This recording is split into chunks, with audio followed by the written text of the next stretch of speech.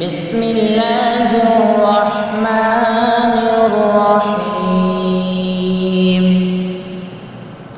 يا أيها الذين آمنوا لا تقولوا راعنا وقولوا انظرنا واسمعوا وللكافرين عذاب أليم.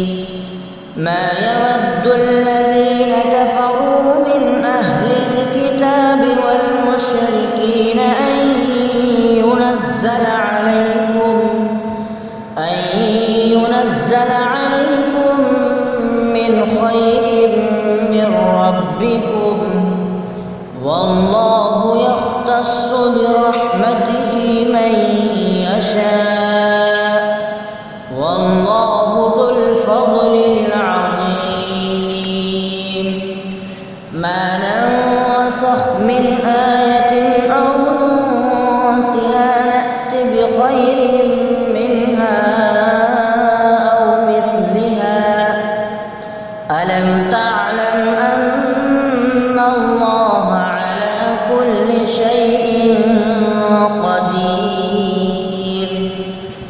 ألم تعلم أن الله له ملك السماوات والأرض وما لكم من دون الله من ولي ولا نصير.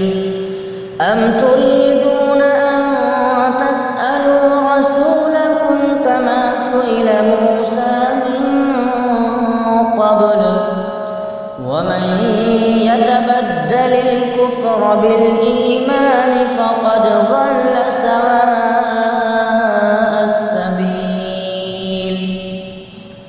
ود كثير من أهل الكتاب لو يردونكم من بعد إيمانكم كفارا حسدا من عند أنفسهم من بعد ما تبين لهم الحق فاعفوا واصفحوا حتى يأتي الله بأمره إن الله على كل شيء قدير.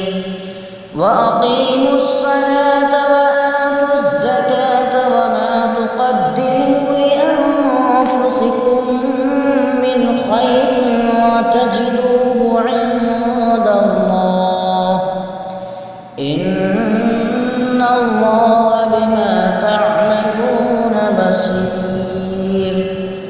وقالوا لن يدخل الجنة إلا من كان هودا أو نصارى تلك أمانيهم قل هاتوا برهانكم إن كنتم صادقين.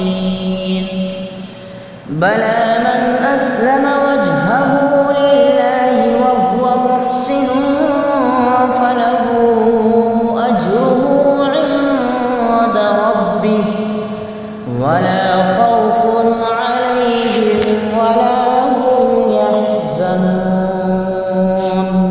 صدق الله العظيم.